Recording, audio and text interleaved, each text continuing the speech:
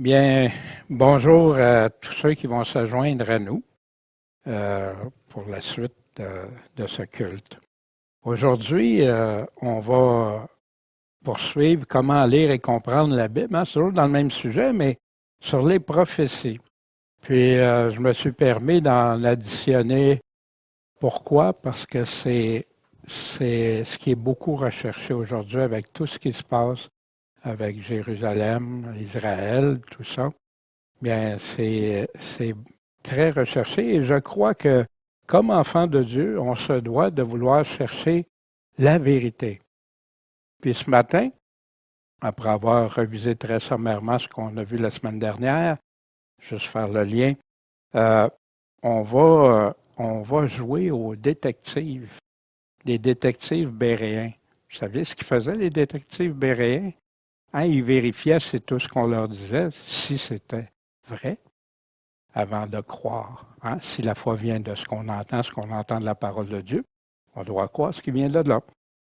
Et sur le sujet particulier de l'enlèvement, où il y a beaucoup de choses qui se disent et tout ça, mais nous, on aimerait regarder ce que la parole dit, ce que certains expriment, puis ce que la parole dit. La semaine dernière, on avait vu comprendre les prophéties. Le but, ce n'était pas d'expliquer tout ce qui arriverait avec Israël, mais de s'inspirer de la parole de Dieu, aller chercher premièrement la parole de Dieu, pour après ça aller plus loin dans l'étude. Mais si je commence partout, du coq à l'âne, sans aller vérifier ce que le Seigneur Jésus-Christ, lui qui est notre Seigneur, notre Maître, notre enseignant, comment je vais être sûr de pas avoir, comment je peux être sûr d'avoir un bon fondement si je vais partout ailleurs, avant d'aller écouter notre Maître. En passant, c'est lui, hein, le grand prophète, le prophète le plus grand que la terre a porté, c'est Jésus-Christ qui connaissait tout. Avec la semaine dernière, avec Israël, hein, comment c'est important de méditer sa parole. On en a vu avec les questions qui, quoi, quand, comment, pourquoi. Hein? Ben oui, la parole de Dieu, c'est utiliser les mêmes questions que Jésus posait à ses disciples, aux gens qui l'écoutaient. Les apôtres ont fait la même chose. Quand il y a des mots-clés surligneurs, on se souvient du mot, juste le mot si, hein, 2 lettres qui peut changer tout, empêcher de partir des fausses rumeurs ou des choses, des doctrines étrangères. Puis bien sûr, le cœur de l'homme s'élève avant que la ruine arrive, mais l'humilité précède la gloire. Puis c'est ce qu'on doit avoir, de l'humilité face à Dieu, face à ses paroles. Celui qui répond à un discours avant de l'avoir entendu fait une folie, puis ça tire la confusion. Mais savez-vous que c'est rendu général, ça, aujourd'hui, généralisé? Beaucoup vont se prononcer avant d'avoir écouté, ou ils ont écouté, mais ils n'ont pas écouté Jésus, ils ont écouté des hommes au lieu. On avait vu hein, les comparaisons et tableaux entre Luc 21, Matthieu 24, Marc 13. Hein. Ceci aucune pierre, hein, on avait vu ça. Que recherche Dieu selon Jésus? Hein? Heureux celui qui lit, ceux qui écoutent les paroles de cette prophétie, qui gardent les choses qui sont écrites parce que le temps est proche. L'heure vient où elle est déjà venue que les vrais adorateurs vont adorer le Père comment? En esprit et en vérité. Il y en a qui oublient la vérité. Parce que le Père demande de tels adorateurs. Qui parmi vous, Dieu demande, prêtera l'oreille à ceci pour écouter, pour entendre l'avenir, qu'est-ce qui s'en vient? Il y en a qui n'osent pas, ils ont peur de ça, ou ils trouvent ça trop compliqué, puis tout ça. Mais le Seigneur demande qui va prêter l'oreille. Il nous parle de l'amour de la vérité pour être sauvé, de la recevoir, cet amour-là, de l'accepter, cet amour de vérité, les séductions de l'iniquité parmi ceux qui se perdent, parce qu'ils n'acceptent pas la vérité. Même la Bible dit qu'ils vont croire toutes sortes de fables, se donner de faux docteurs, etc., pour ne plus entendre la vérité.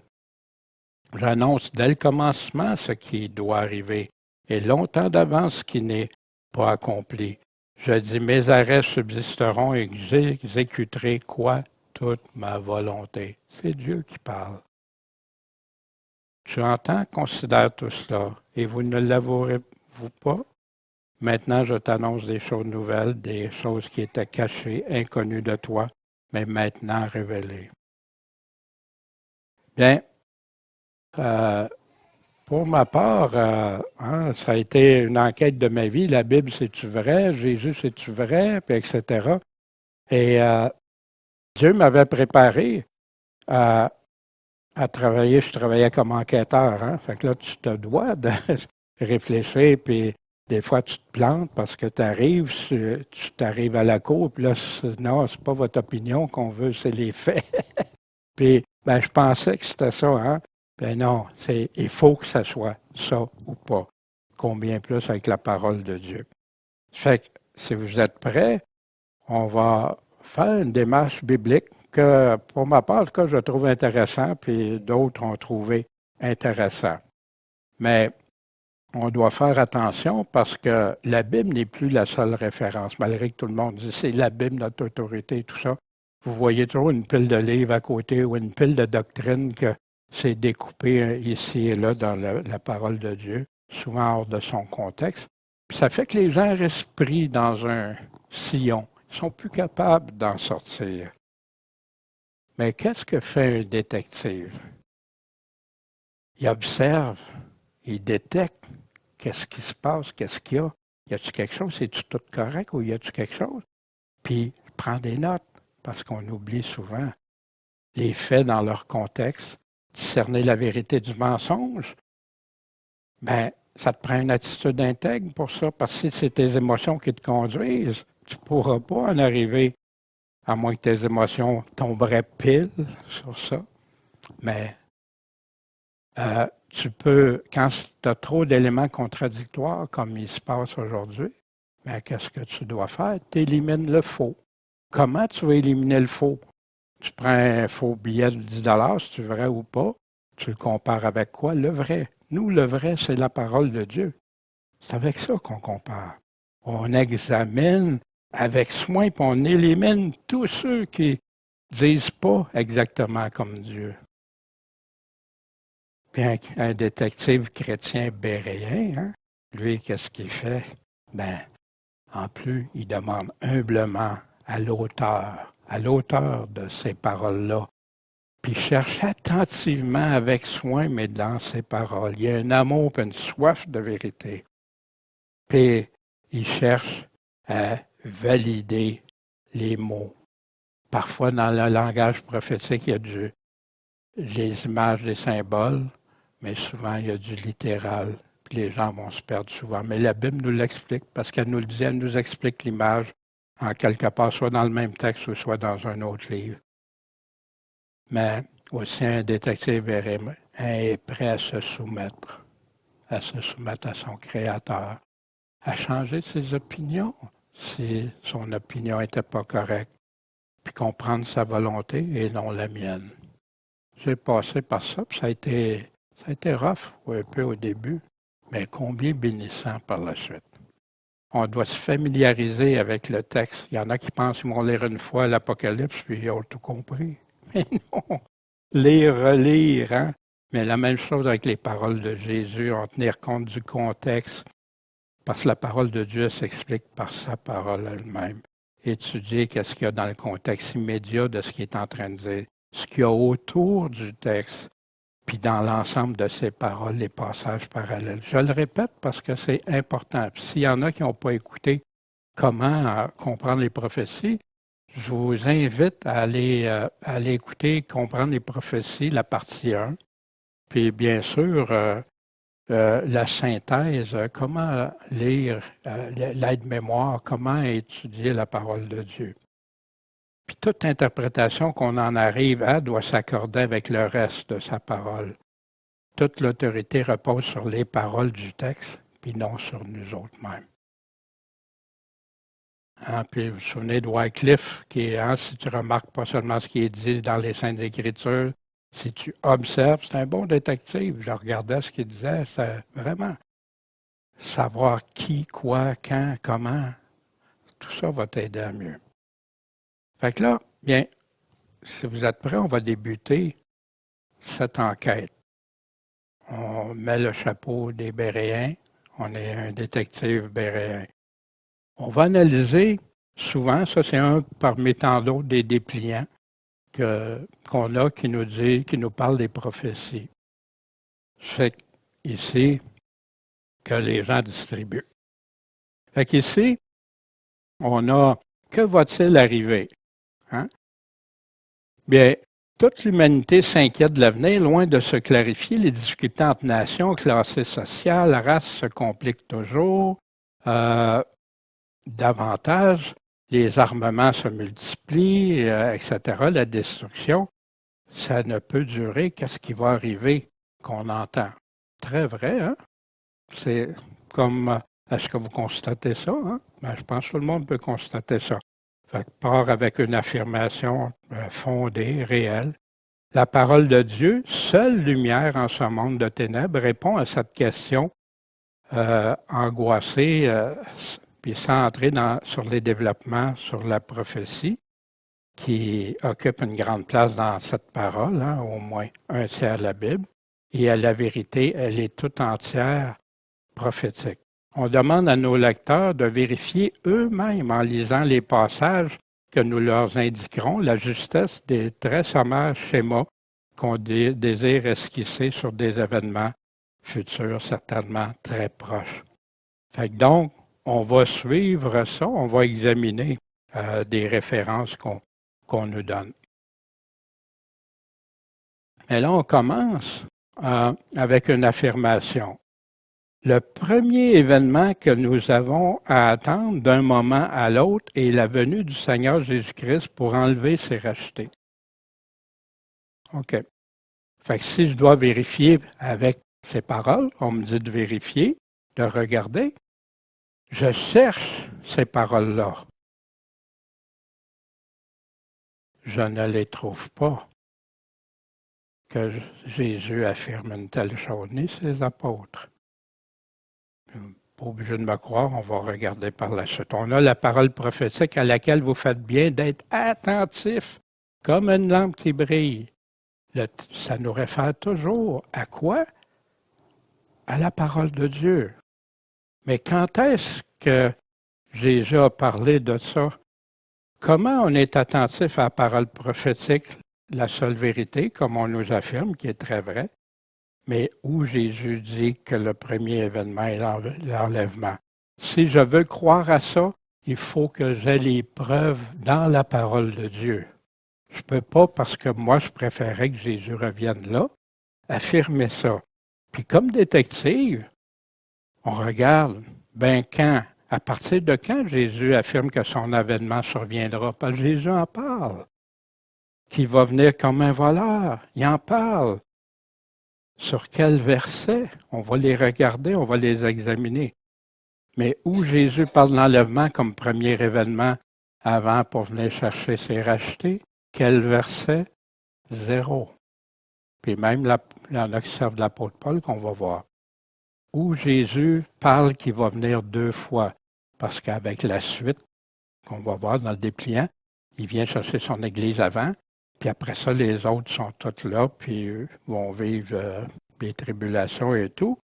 Mais ça implique que Jésus, il faut qu'il revienne 2 fois, 2 événements. Parce que la première résurrection, on va regarder ça aussi, l'enlèvement arrive à son avènement. Partout, la Bible parle de ça. Mais qu'est-ce qui va arriver? Hein? Le questionnaire nous dit qu'est-ce qui va arriver, le dépliant. Mais comme au jour de Noé, ce qui arriva au temps de Noé va arriver de même au temps du Fils de l'homme, au temps que Jésus revient.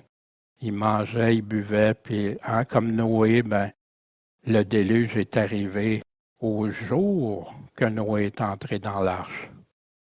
Noé entre dans l'arche, puis là, la destruction est arrivée.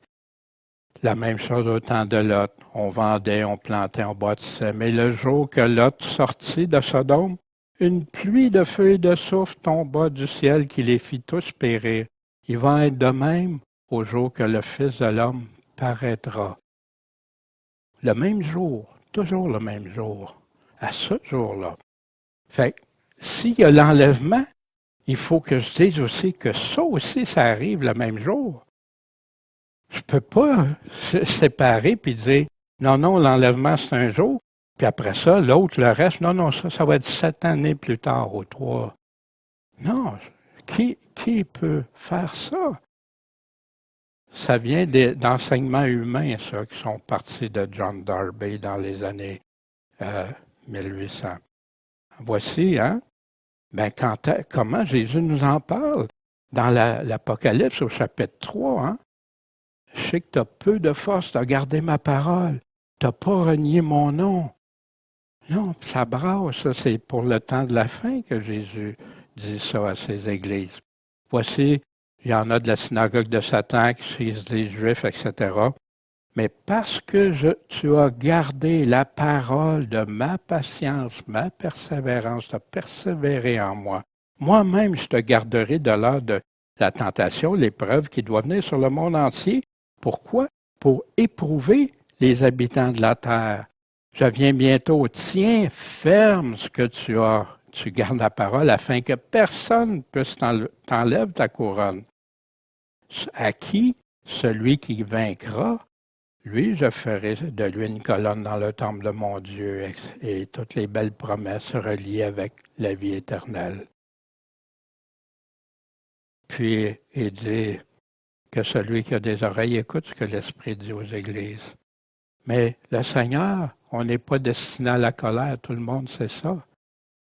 Mais la colère qui est de la marque de la bête et tout ça, ça ne vient pas de Dieu, ça.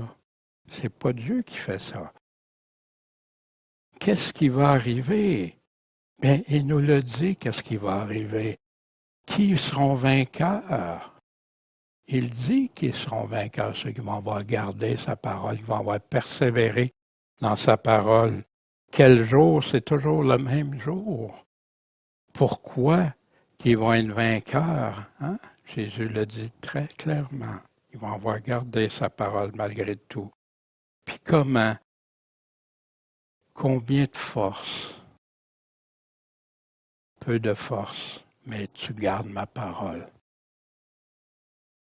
Bien, pour certains, ça veut dire que le Seigneur va venir les sortir de toute épreuve. Mais c'est pas ça. Il parle du temps très précis de la fin.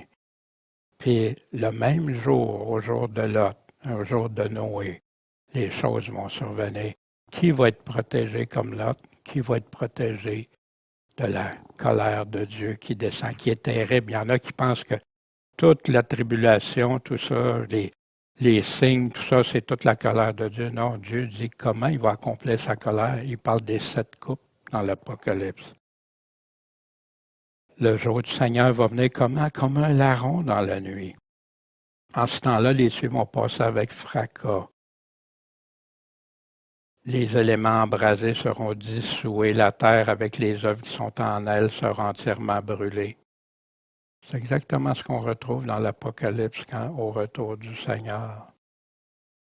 Puisque donc toutes ces choses doivent se dissoudre, quelles ne devez-vous pas être par la sainteté de quoi? De votre conduite et de votre piété, en attendant et hâtant la venue du jour de Dieu dans lequel les cieux enflammés seront dissous et les éléments embrasés se fondront.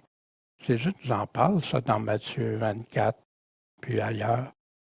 Mais quand il dit qu'il va y avoir des signes dans le ciel, la terre va être ébranlée, les puissances des cieux vont être ébranlées, la terre, des signes et tout ça. Jésus nous a parlé de ça. Hein? Souviens-toi de ce que tu as reçu et entendu. C'est quoi que tu reçois et entends? C'est la parole de Dieu. Garde-le, repens-toi. Si tu veilles pas, relié à quoi? À ne pas garder ce que Dieu a dit. Je viendrai à toi comment? Comme un larron. Quand est-ce qu'il vient comme un larron? Et tu ne sauras pas à quelle heure je viendrai vers toi. Il parle à une église. Puis il dit juste les vainqueurs encore les églises écoutent ce que l'Esprit dit. Souviens-toi ce que tu as reçu et entendu. Garde-le, repens-toi. Hein? C'est clair. Puis comment on peut attendre la venue du Seigneur, la venue du jour de Dieu? Je mets les questions là, mais ça, c'est toutes des questions qu'un détective va prendre le temps de regarder, ça correspond-tu, c'est quoi, à quoi que ça vient, à quoi que le texte est en train de nous conduire, etc. Hein? Pour le quand est-ce qu'il va venir comme un voleur? c'est le jour du Seigneur. Puis qu'est-ce qui va se passer ce jour-là? Pierre nous le dit. Mais comment l'attendre? Puis pour qui Jésus va venir comme un voleur? Il parle à une église. Wow! Puis le dépliant continue, hein?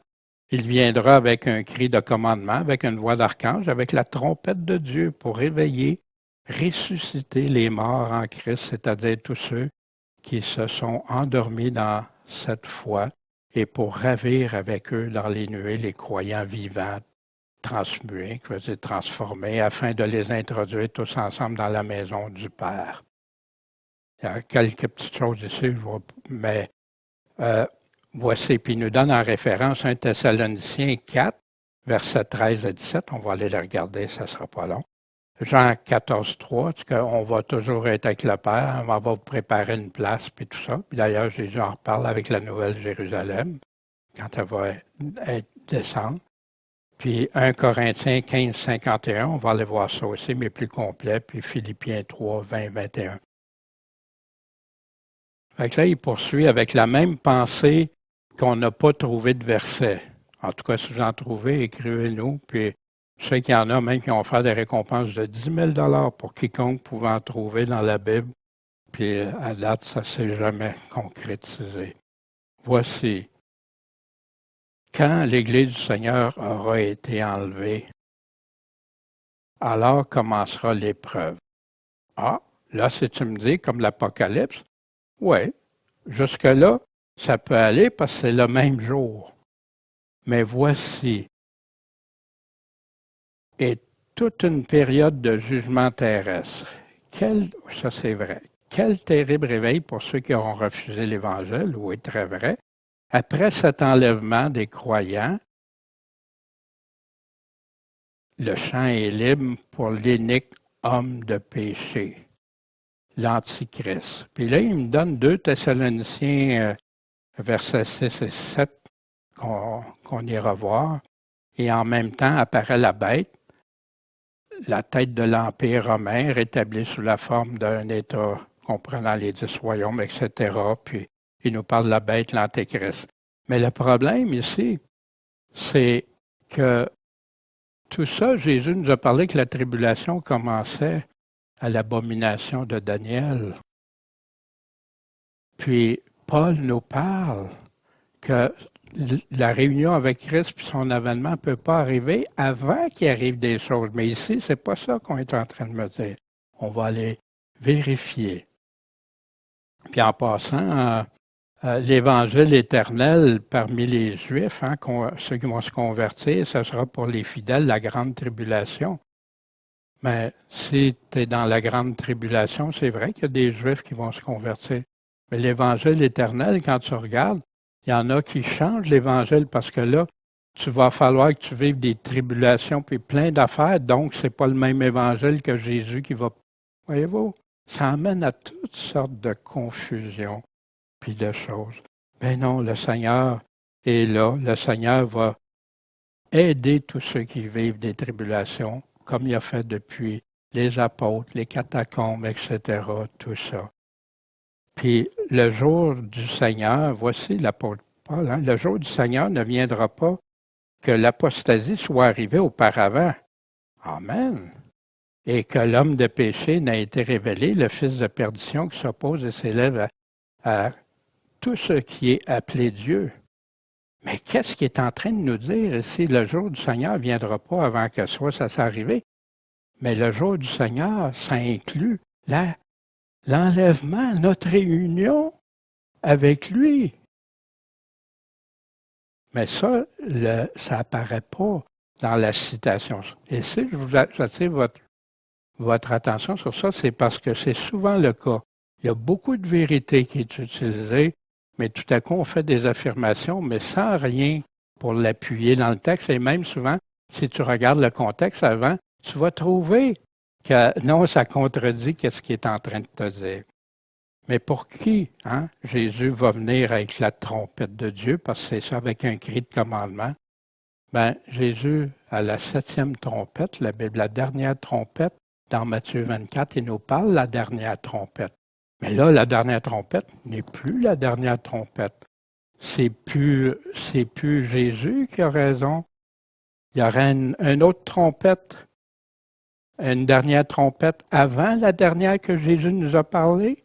Il y aura une dernière trompette avant ce que l'Apocalypse nous donne à la 7e trompette, le jour où le mystère de Dieu va tout être accompli.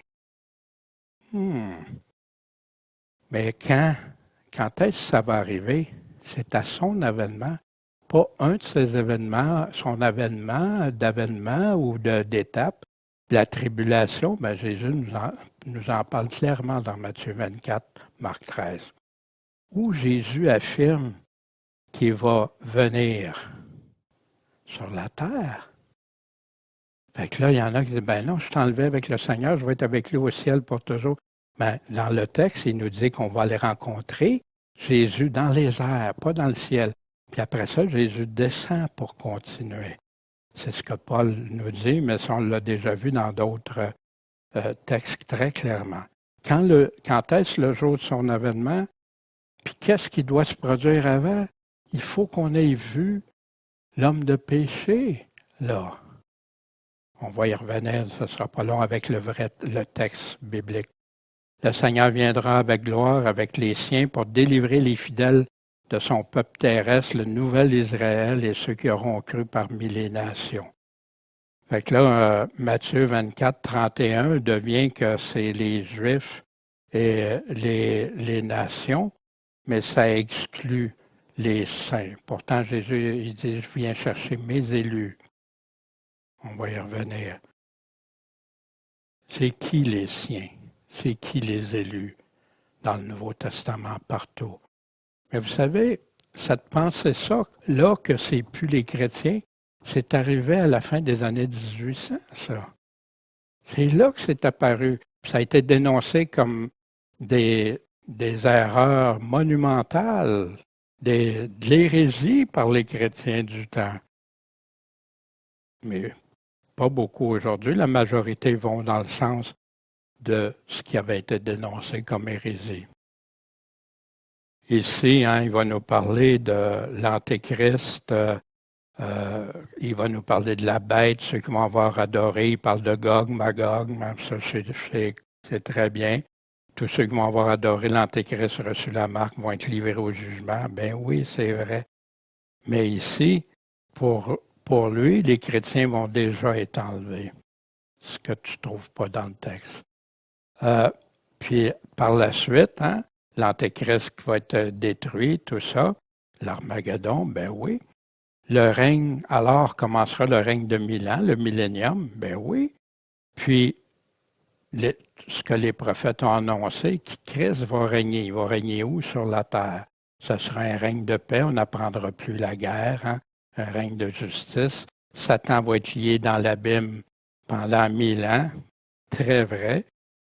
C'est seulement après les 1000 ans qu'il sera délié un peu de temps et qu'il séduira une dernière fois les hommes, très vrai. Mais le feu du ciel consumera les ennemis de Dieu, encore très vrai. Mais quand le règne de 1000 ans débute, c'est tout de suite au retour de Jésus-Christ. On a dans l'Apocalypse 19 qui va avoir détruit la bête, qui va avoir lié Satan. Satan n'est pas lié encore. Puis la marque de la bête, ben, quand on regarde, elle commence, puis ça va durer un 42 mois. Peut-être pas partout en même temps, mais 42 mois que cette chose-là va survenir. Puis qui va participer au millénium? On va aller voir ce que la Bible va nous dire dans quelques instants. Puis après le grand trône blanc, puis ceux qui ne sont pas écrits dans le livre de vie vont être jetés dans l'étang de feu. C'est la seconde mort, l'étang de feu. Mais la bienheureuse et glorieuse des croyants est pour l'éternité, le nouveau ciel, la nouvelle terre dans laquelle la justice habite, le chant des louanges des rachetés, puis ces choses-là, toutes, j'ai absolument rien. Non, c'est des vérités qu'on retrouve dans la Bible. Mais Jésus, le Sauveur d'aujourd'hui, qui sera demain le juge, dit « Je viens bientôt ». Très vrai. Puis il nous parle en des passages dans l'Apocalypse. Voici l'habitation de Dieu est avec les hommes, il habitera avec eux. Ils seront son peuple et lui-même sera là, avec eux leur Dieu. Mais tout ça, c'est dit, c'est après les tribulations, c'est après que ça soit tout terminé, c'est ça que ça va se produire. Mais Jésus fait une aversion. Mais quant aux lâches, aux incrédules et à tous les menteurs, leur part sera dans les temps brûlants de feu, de soufre, qui est la seconde mort. Et à tous les menteurs, puis ailleurs, il nous dit ceux qui aiment le mensonge. Fait que comme détective béréen, on ne peut pas se laisser entraîner dans le mensonge. Puis, ici, la deuxième résurrection va survenir, puis je le cite parce qu'on va revenir sur ça, le grand trône blanc. Fait que c'est là la deuxième résurrection, la deuxième mort, devant le grand trône blanc, après le millénium, après que c'est passé. Fait qu'on va aller voir un autre, puis après ça, je vais vous arriver avec les passages clés. Voici un autre dépliant. Ça, c'est d'un petit livre là, quotidien, la parole à tous les jours, tout ça. Veillons, il vient. Quand vous verrez arriver ces événements, comprenez que cela est proche, à la porte. Ce que je vous dis à vous, je le dis à tous. Fait que Jésus, il parlait-tu juste aux Juifs, comme certains pensent, comme certains disent, comme non, ça c'était pour les Juifs, ou non, à tous, veillez. Voici un mot-clé important. Quand vous verrez arriver ces événements, mais là, il faut savoir quels événements qui est en train de parler. Puis à qui parle? Je le dis à tous. Veillons, il vient. Est-ce que c'est important? Mais c'est majeur. C'est majeur.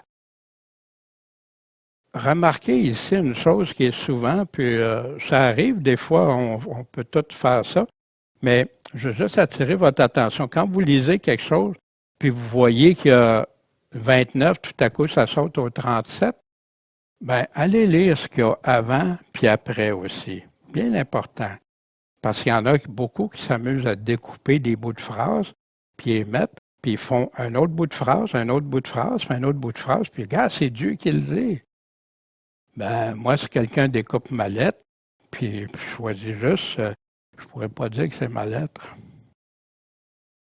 À qui Jésus s'adresse, c'est à tout le monde. Mais quoi? Quels sont les événements qu'il faut voir avant qu'ils arrivent? Avant, puis comprenez que quoi que cela est quoi? Proche. Et dis-tu que c'est arrivé? Non, que ça s'en vient. Quand est-ce? Fait que voici, ça continue dans ce dépliant-là. Encore là, une affirmation. Puis ils ont presque tout ça. Après l'enlèvement de l'Église, le Seigneur reprendra ses voies envers le peuple d'Israël. Va permettre qu'une grande tribulation s'abatte sur lui. C'est vrai que le peuple juif va subir une grande tribulation. Il n'y a pas juste les Juifs. S'adressant à ses disciples, il leur donne dans les évangiles des indications sur les événements qui procéderont leur délivrance. Une délivrance qu'il apportera lui-même en venant avec puissance pour les sauver. Mais ça ici, selon ce qu'on lit là, c'est juste pour le peuple d'Israël, selon ce passage-là. Parce que l'Église est partie, les chrétiens sont partis. Encore là, les indications qu'ils nous donnent, est-ce qu'ils sont juste pour les Juifs? Ça vient de cette fausse théorie que maintenant, dans Matthieu, ça ne s'adresse plus aux chrétiens, mais ça s'adresse au peuple juif. Alors que Jésus a dit, pour prêcher l'Évangile, allez dans toute nation, enseignez-leur tout ce que je vous ai commandé et montrez-leur à devenir des disciples. Fait que l'heure, c'est qui? L'heure, tu sais, excluant les chrétiens, que Jésus va apporter lui-même avec puissance pour les sauver. Mais je pensais qu'il avait dit ça à toute son Église. Puis on nous donne des passages aussi qui sont très bons, mais qu'il faut aller lire dans son ensemble. Parce que Jésus, quand tu t'examines, il ne dit pas c'est juste pour le peuple juif. Non, le peuple juif va subir, c'est déjà prédit dans l'Ancien Testament, mais il n'y a pas que le peuple juif que Jésus met en garde. Et Paul en parle aussi, puis Jésus en parle dans l'Apocalypse. Quand Jésus parle d'enlèvement avant, citez-moi les passages, puis je vais y croire, parce que je ne voudrais pas m'entêter à ne pas croire ce que Jésus aurait dit. Jamais. Mais s'il ne l'a pas dit, sur qui je m'appuie? Selon Jésus, quand est-ce qu'il va avoir lieu cette délivrance? C'est dans Matthieu 24, les versets 29 à 31, quand il va avoir le jour après que la lune, là, tout va être ébranlé, puis tout ça, puis qu'il vient chercher, ils vont trembler de peur, puis il vient chercher ses élus. Ses élus.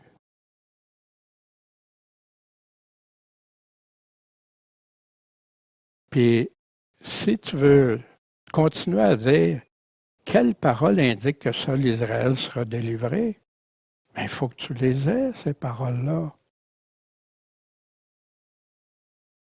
Puis comment va se dérouler cette délivrance? Jésus nous l'explique. Il va venir nous chercher, il va venir rassembler ses élus, mais il va y avoir des choses terribles, encore le même timing, le même temps. Une question bien importante. Est-ce qu'on peut être enlevé sans la première résurrection, en passant outre la première résurrection? Est-ce qu'on peut avoir la première résurrection sans être enlevé? Non, pas si je lis la Bible. Vérifions. Or, comme tous meurent en Adam, de même tous revivront en Christ, mais chacun en son propre rang. Christ est les prémices. Ensuite, ceux qui sont de Christ, quand? À son avènement. Pas un de ces avènements, pas la première partie, non, à son avènement. Puis voici, on ne mourra pas tous, mais on va tous être changés, transformés, transmués en un moment, en un clin d'œil, qu'on va être changés à la dernière trompette, parce que la trompette sonnera la dernière, et les morts ressusciteront comment? Incorruptibles, et nous serons changés. Fait que quand est-ce que ça arrive, en tout cas l'apôtre parle de la résurrection ici, puis il nous dit, fait que c'est lié, la résurrection est liée avec quoi? L'enlèvement, dans un instant, en un clin d'œil, qu'on va être transformé. En passant, il y en a qui disent, on montait instantanément, mais le texte me permet pas de dire ça, mais il me permet de dire qu'instantanément, dans un clin d'œil, on va être, les morts vont ressusciter, puis ceux qui vont être vivants vont être transformés. Et voici pourquoi c'est important.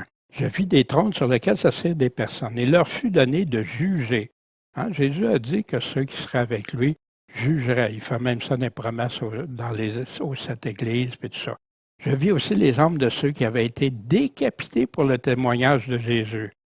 Oui, il y en a eu plein au travers des siècles.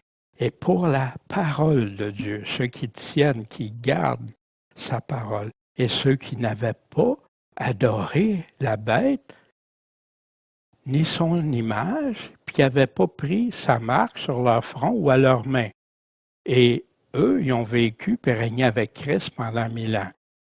Mais le reste des morts n'ont pas ressuscité jusqu'à temps que les 1000 ans soient accomplis. Ça va être là le trône blanc, la deuxième résurrection. Fait qu'ici, c'est là la première résurrection. Heureux et saint celui qui a part à la première résurrection.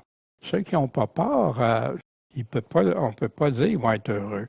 La seconde mort n'a pas de pouvoir sur eux. Wow, merci Seigneur. Mais ils seront sacrificateurs de Dieu et régneront avec lui pendant 1000 ans. Mais qui Jésus dit ici qu'ils ressusciteront à la première résurrection? Où la parole nous conduit?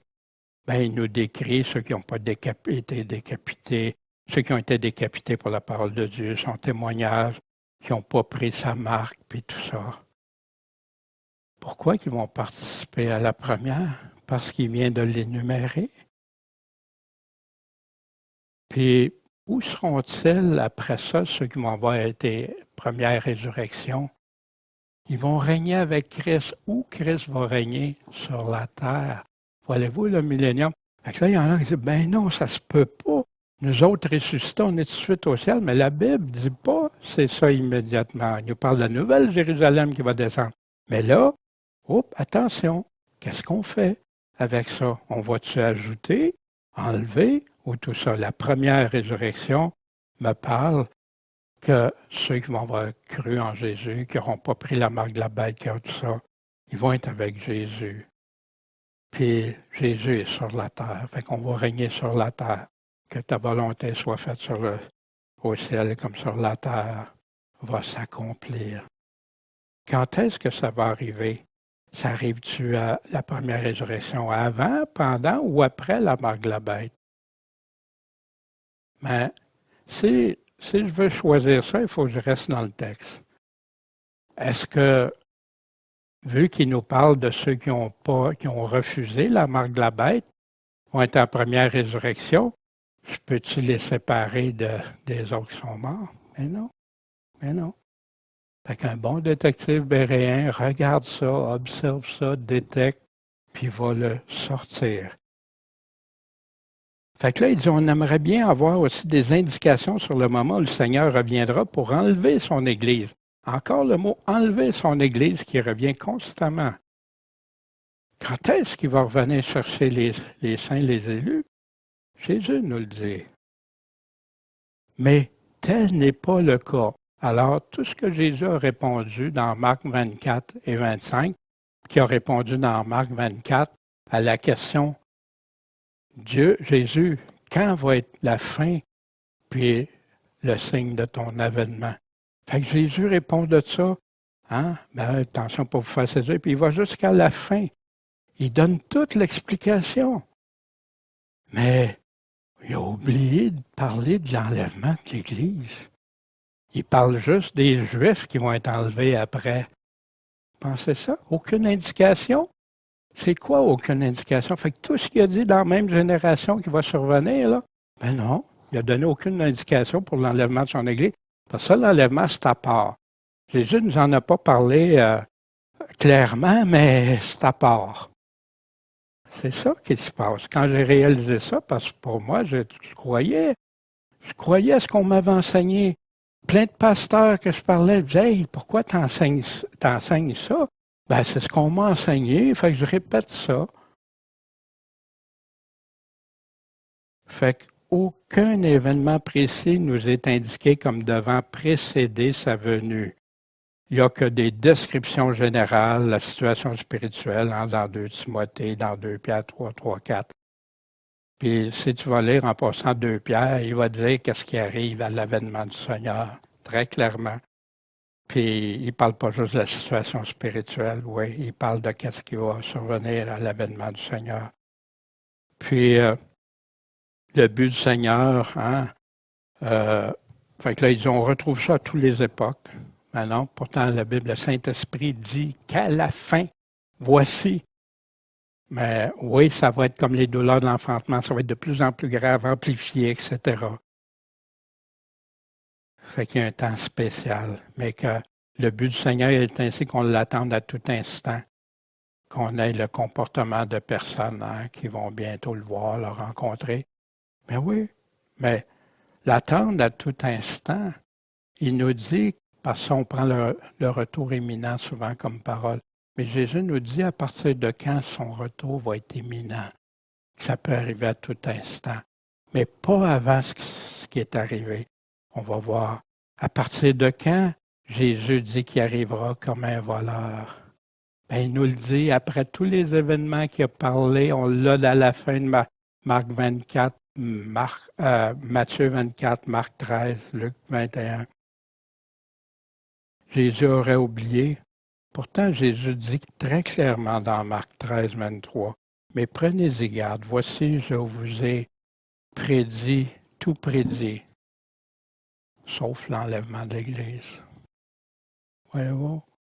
Rajouter des paroles au Seigneur, est-ce que serait trompé en mentionnant pas qu'il y aurait 2 avènements tout à coup. Il a oublié qu'il devait revenir en 2 étapes, en 2 avènements, ou c'est le même jour.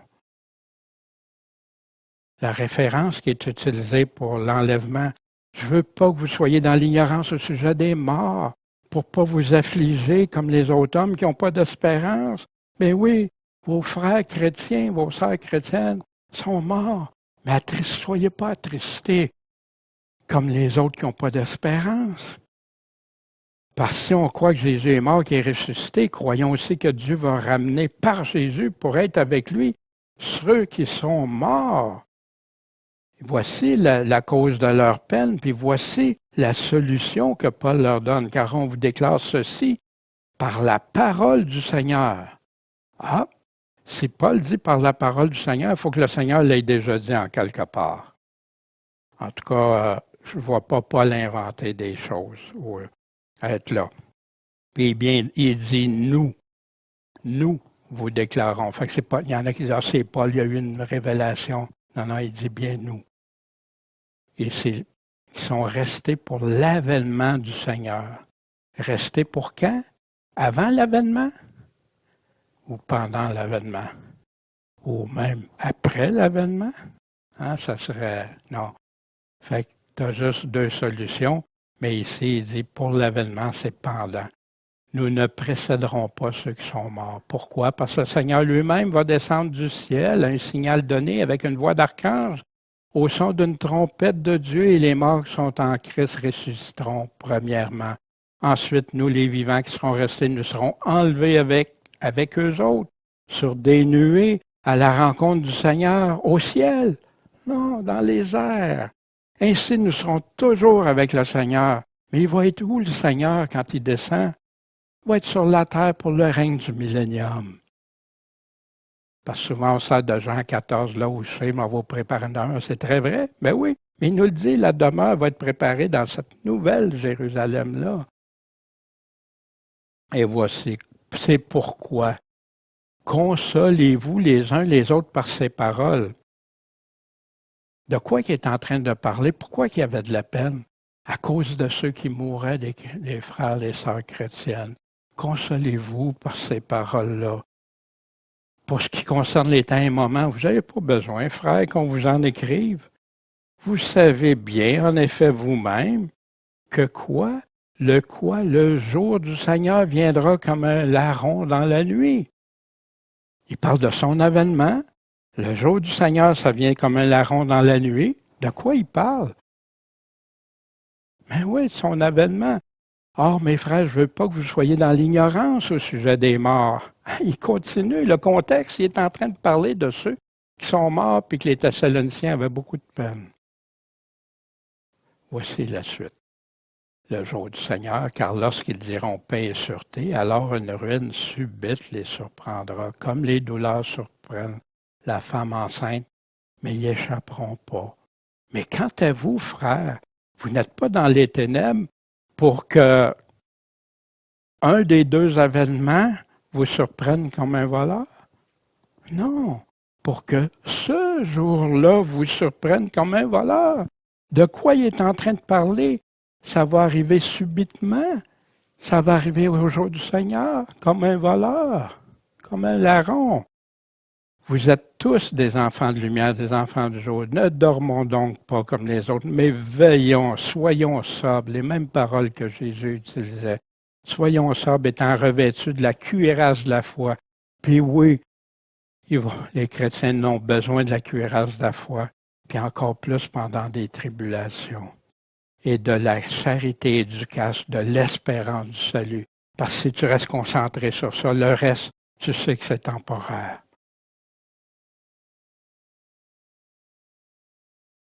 C'est pourquoi exhortez-vous les uns les autres. Ah oui, puis c'est quelque chose de bien important, l'espérance du salut. Fait que de quoi il parle? De notre salut. Car Dieu ne nous a pas destinés à la colère, mais à la possession du salut par notre Seigneur Jésus-Christ. De quel salut est en train de parler ici? Du salut du chrétien qui croit en lui. Fait qu'on n'est pas destiné à la colère. On n'est pas destiné à la colère de Dieu. Mais qui va subir la colère de l'Antéchrist? C'est très différent, très, très différent. Fait que quand est-ce que ça va survenir? À son avènement, le jour du Seigneur, comme un larron dans la nuit. Mais vous savez que ce jour-là ne peut pas vous surprendre comme un voleur parce que vous veillez, vous êtes sobre, vous faites attention, vous marchez comme Dieu vous dit, vous ne vous laissez pas étourdir par tout ce qui se passe, vous ne vous laissez pas vaincre par la peur, la crainte. Non, tu restes avec le Seigneur. Exhortez-vous, édifiez-vous les uns les autres comme vous le faites aussi. En passant, les 2 lettres aux Thessaloniciens parlent du retour du Seigneur. Les 5 chapitres de Thessaloniciens, à chaque début de chapitre, parlent du retour du Seigneur. Les chapitres 1 et 2 dans 2 Thessaloniciens parlent du retour de l'avènement du Seigneur très clairement. Fait ici, bien c'est sûr, je ne veux pas passer tout, mais ici, vous pourrez le lire si vous pouvez laisser soit arrêter la vidéo. Puis c'est ça, il nous parle de se purifier, puis tout ça, puis Amen, Amen. Mais je me purifie-tu parce que juste je veux être enlevé? Non, je me purifie parce que j'aime Dieu. Je veux vivre pour Dieu, selon Dieu, comme Dieu m'a créé pour que je vive.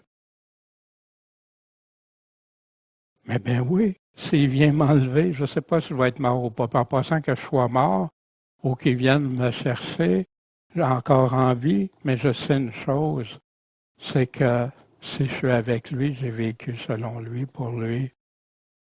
Ça va être en un instant, en un clin d'œil, les deux. Fait qu'il y a des choses vraies, puis c'est ça qui mélange beaucoup les chrétiens, parce qu'il y a beaucoup de vrais, mais qui se glissent des affirmations que tu n'as même pas la preuve. Comment tu peux prouver après l'enlèvement de l'Église? Tu ne l'auras pas. Parce que même Paul aux Thessaloniciens, il te dit quand est-ce que ça va arriver. Il dit à l'avènement, le jour du Seigneur, ce jour-là. Il te le dit, mais les gens ne lisent pas le restant. Ils veulent découper, puis ça, c'est l'enlèvement. Tu vois, l'enlèvement, c'est à part. Mais Paul, l'Esprit Saint, c'est extraordinaire. Hein? Paul, il dit, nous vous disons par les paroles du Seigneur. Fait que le Seigneur l'a déjà dit ça. Puis où on retrouve ça? Dans Matthieu 24. On retrouve ça au son de la trompette, hein? La grande trompette, les anges et tout ça. On a tout ça. Puis maintenant, pourquoi accumuler des biens qui pourraient servir maintenant à la cause de Dieu, alors que si le Seigneur vient aujourd'hui, ils vont être utilisés demain par Satan? Mais où tu trouves ça, cette pensée-là? Mais tu es obligé de croire à la théorie que l'Église va être enlevée, puis que là, tout est bien. Puis que là, il y a un pilote dans l'avion, puis il n'y a plus de pilote, hein, puis qu'il y a plein d'affaires d'enlèvement secret que des vidéos ont amené. Mais tu ne trouves pas ça nulle part dans la Bible. C'est secret, ça, au son de la trompette. Ah, ça va être des trompettes silencieuses. C'est tout pour... en attendant sa venue, appliquons-nous à être trouvés sans tâche et irréprochables devant lui en paix. Oui, amen. Mais allons voir le contexte d'être trouvé sans tâche et répréhensible. Ben, les gens se concentrent tellement sur l'enlèvement à 1 Thessaloniciens 4,13, ils ne vont pas lire ce qui est écrit avant. Voici ce qui est écrit. Au reste, frères, nous vous prions et nous vous conjurons par le Seigneur Jésus que comme vous avez appris de nous de quelle manière il faut vous conduire pour plaire à Dieu. Pas faire comme tu veux à ta guise, non, pour plaire à Dieu. Vous le fassiez toujours plus, de plus en plus. Car vous savez quel commandement nous vous avons donné au nom de qui? Du Seigneur Jésus. Aujourd'hui, les gens qui disent hey, il faut obéir au Seigneur Jésus, non, t'es légaliste. Mais pourtant, Jésus, celui qui m'aime, obéit à mes commandements. Celui qui ne met pas en pratique, grande va être sa ruine. Des pleurs, des graissements dedans. Partout, ça en parle. Mais il y en a qui osent dire que ça être du légalisme. Mais qu'ils le disent à Jésus, parce que c'est Jésus qui nous dit ça. Enseignez-leur ce que je vous ai commandé et montrez-leur à les mettre en pratique. C'est ça l'Évangile. C'est pas juste réduire, découper, prendre juste les parties qui font notre affaire. C'est ici, en effet, la volonté de Dieu que vous soyez sanctifiés. Tu marches dans la sainteté. Mais c'est pas agréable aujourd'hui d'entendre ça. S'abstenir de la fornication, hein, ça comprend bien des choses à caractère sexuel. Que chacun de vous sache posséder son corps dans la sainteté puis dans l'honnêteté, sans vous livrer à des passions déréglées. Ah, je suis pas capable de me contrôler. Comme les gentils qui ne connaissent pas Dieu. C'est qui fait ça? Qui ne se contrôle pas? La Bible nous en parle clairement pour vivre dans le péché, faire toutes sortes de choses. Que personne n'offense son frère, ni ne fasse tort à son prochain dans les affaires, parce que le Seigneur est le vengeur de toutes ces choses, comme nous l'avons déjà dit, attesté. Ce n'est pas la première fois qu'il en parle. Dieu, en effet, ne nous a pas appelés à la souillure, mais à la sainteté. Ben, si tu crois que Dieu ne nous a pas appelés à la colère, hein, mais au salut éternel, bien oui, c'est très, très bien. Mais ça aussi, tu dois le croire, ça vient avec. Puis, Dieu ne nous a pas appelés à souillure, mais à marcher saintement. Soyez saints car je suis saint, comme Pierre nous le répète. C'est pourquoi celui qui rejette ceci, hein? Ben non, c'est du légalisme, ça, tu veux forcer le monde. Ben, non, voici ce que l'apôtre Paul dit. Celui qui rejette ceci, rejette pas un homme, mais tu rejettes Dieu. Fait que je t'en prie, toi, si tu dis à des gens qui sont légalistes parce qu'ils veulent obéir au Seigneur, obéir à ses commandements, sois prudent. Voici ce que l'apôtre nous dit ici. Pour ce qui concerne l'amour fraternel, je n'avais pas besoin qu'on ait écrit, vous le savez même, vous l'avez appris de Dieu, tout ça. Puis il nous demande d'exceller de plus en plus, à vivre paisiblement, à s'occuper de nos propres affaires, puis à travailler avec nos propres mains, comme on vous l'a déjà dit. Vous conduire honnêtement vers ceux du dehors.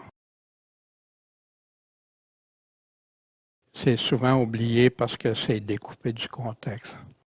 Mais ça va avec l'enlèvement. Puis les Thessaloniciens est un exemple. Paul les cite en exemple partout parce qu'ils vivaient pendant trois sabbats. Il leur a expliqué, ils connaissaient déjà tout ça. Voici dans 2 Thessaloniciens, il est juste, selon Dieu, de rendre l'affliction à ceux qui vous affligent et de vous donner à vous qui êtes affligés du repos avec nous. Quand le Seigneur Jésus se révélera du ciel avec les anges puissants au milieu d'une flamme de feu pour punir ceux qui ne connaissent pas Dieu et ceux qui n'obéissent pas à l'évangile de notre Seigneur Jésus. Ils auront pour juste châtiment une ruine éternelle, loin de la face du Seigneur et de la gloire de sa force. Mais quand ça va arriver? Quand il viendra pour être en quel jour? Ce jour-là encore glorifié dans ses saints et admiré dans tous ceux qui auront cru, qui ont eu la foi en Jésus, coûte que coûte. Et que vous avez cru à notre témoignage. Fait qu'on voit en nos questions clés quand est-ce que ça va arriver, qui va être là, qui fait subir des châtiments et toutes des souffrances. Et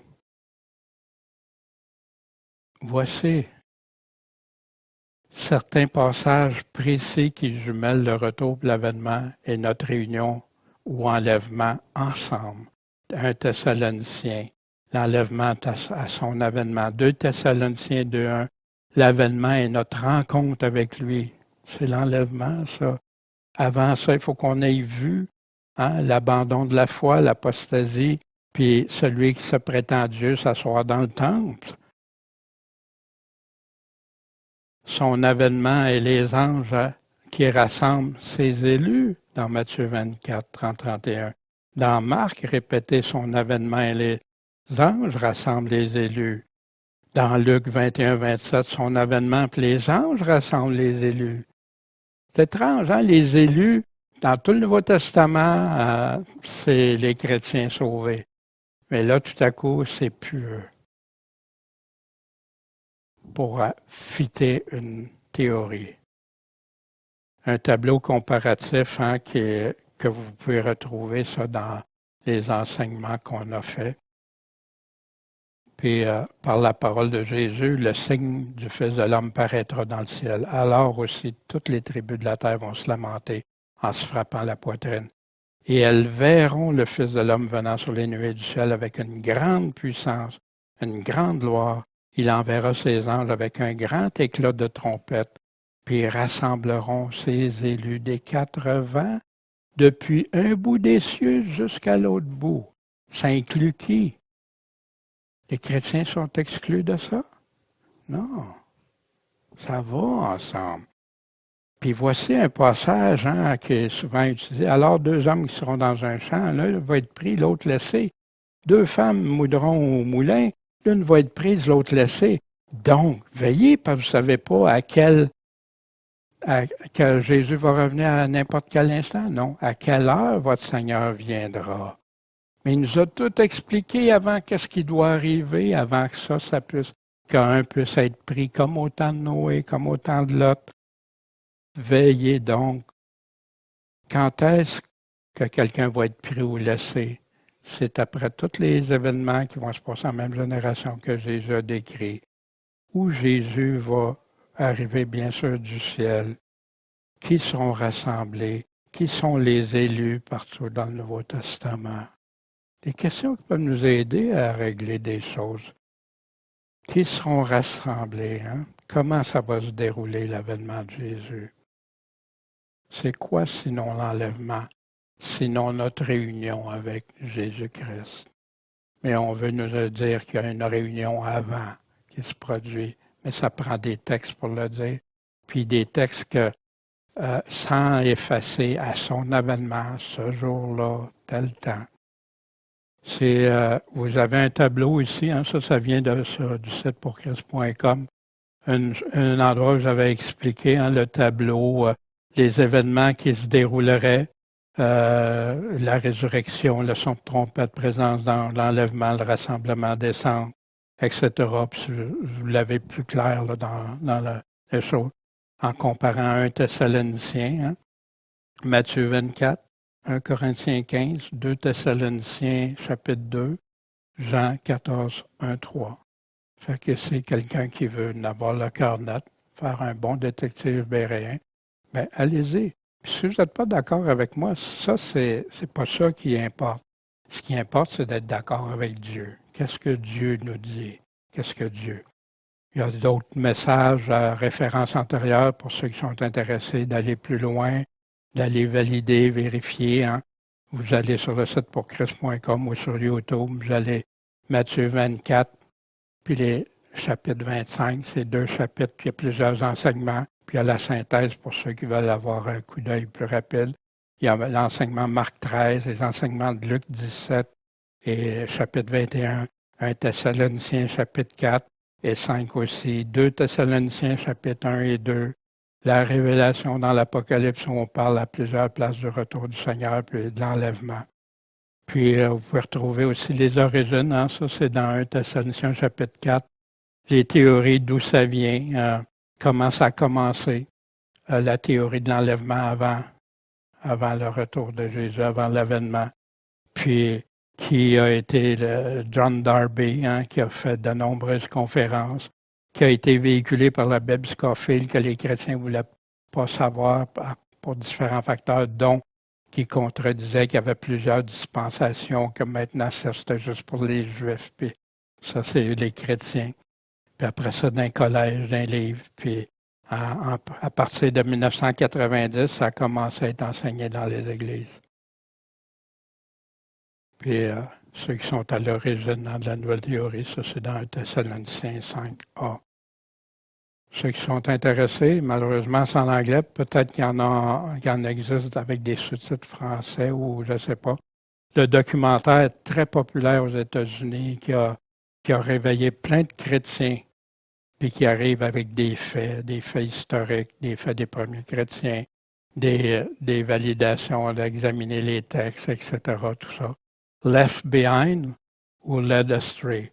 Tu vas-tu être laissé ici ou conduit dans l'erreur? Left behind fait référence, bien sûr, aux films, les vidéos en Left behind, que les chrétiens vont être enlevés, puis les autres vont tous rester là, puis avec juste le vêtement qui reste à terre, là, puis c'est un enlèvement secret, puis ça va être silencieux souvent, tu sais, puis tout ça. Puis la référence au retour du Seigneur de Jésus, on le retrouve partout dans la Bible. Puis quand je vous dis qu'il n'y a pas d'enlèvement avant, je vous dis, pour moi, ça a été quelque chose de bien important de vérifier. Mais croyez-moi pas sur parole, croyez Dieu sur parole. Allez chercher, validez si c'est pour vous. Puis faites attention, nos sentiments, des fois, nous veulent nous faire du déni. Non, inquiète-toi pas. Jésus, ne vous inquiétez pas, ne vous épouvantez pas. Dieu est là. Savez-vous, Dieu, ce qu'il a fait avec les chrétiens, des fois, qui ont été même amenés à tout perdre? Il y en a actuellement dans d'autres pays, dans plus de 50 pays, il y en a qui ont été amenés à être ridiculisés, abaissés. Ça, on le vit ici en tant que chrétien. Il y en a qui ont été amenés à aller jusqu'à choisir entre la vie et la mort. Ils ont juste à dire non, Jésus, on ne croit pas en toi. Ouais, pas le dire à Jésus, mais aux autres. Ils renient Jésus-Christ, puis ils sont corrects. Et Jésus nous avertit de ne pas le renier. Celui qui me reniera, je le renierai.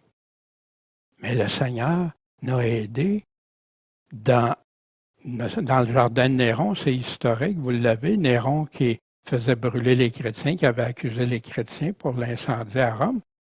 Bien, il les enduisait de bitume, il mettait le feu après eux, s'en servait comme torche. Il était vivant. Il y en a qui chantaient des louanges au Seigneur. Comme humain, c'est-tu possible de faire ça? Est-ce que Dieu n'est pas venu à leur secours? Puis c'est comme ça dans toute l'histoire chrétienne. Ceux qui ont John Hus, il y en a, je veux pas, il y en a tellement. Puis là, tu te dis, wow, le Dieu de l'impossible, là, c'est lui qui a créé. Il a tout créé. Il est-tu capable de contrôler tout? Il est-tu capable? Fait que nous, il nous dit juste une chose. Veillez, priez, soyez sobres, vivez dans la sainteté, vivez comme je vous demande. Puis, inquiétez-vous pas, mais vivez pas comme des vierges folles. Vivez pas comme des serviteurs infidèles. Vivez pas comme les boucs qui n'aident pas leur prochain. Mais vivez pour Dieu, selon Dieu. Puis si on fait ça, on n'a pas été inquiet de rien. Lui, il est là. Lui va nous donner toute la force, le courage. On ne sait pas quelle est la part qui revient à chacun. Il y a des époques, ça a été numéro 1, il y avait juste des moqueries, des choses comme ça. Il y a d'autres époques, ça a été très grave. Même des protestants qui ont torturé d'autres protestants parce qu'ils n'étaient pas d'accord avec leurs affaires. Mais Jésus a dit, ceux qui font ça, c'est parce qu'ils ne me connaissent pas. Ceux qui tuent d'autres au nom de Dieu. Fait on ne sait pas quelle est la part, mais Dieu le sait. Mais Dieu voit notre cœur. Mon Dieu, mon cœur est pour toi. Mon Dieu, je veux vivre pour toi. Mon Dieu, je ne veux pas me faire séduire dans des choses qui vont me faire me rendre tiède, me refroidir, puis même peut-être abandonner ou même penser, ben non, vu qu'il n'y a pas d'enlèvement, c'est pas l'Antéchrist, fait que c'est pas la même chose. Là, il parle d'autres choses. Fait que, tout ça. Soyons prudents. On va vivre des temps difficiles, la Bible nous dit. Et je crois qu'on est franchement dans ça. Soyons prudents, voyons pas chaque instant comme la catastrophe. Non, Jésus nous a dit, Paul nous a dit quoi voir avant son enlèvement. Mais je devrais vivre chaque jour comme si c'est mes dernières minutes que je vis. Puis là, je vais être en paix avec le Seigneur. Une paix pas comme le monde donne, une paix qui surpasse toute intelligence. Mais Seigneur Tout-Puissant, merci beaucoup. Merci de tes enseignements. Merci de tout ce que tu as fait pour nous, Seigneur. Ton salut, ta vie éternelle, la vie éternelle que tu nous offres. Mais tu nous demandes de te suivre, d'être tes disciples, de prendre notre croix, de te suivre. Mais tu es toujours là pour aider, puis tu ne veux pas qu'on s'inquiète. Fait que c'est en toi qu'on se confie. C'est ça la confiance, c'est ça la foi. En ton nom, Jésus-Christ, Maître et Sauveur. Amen.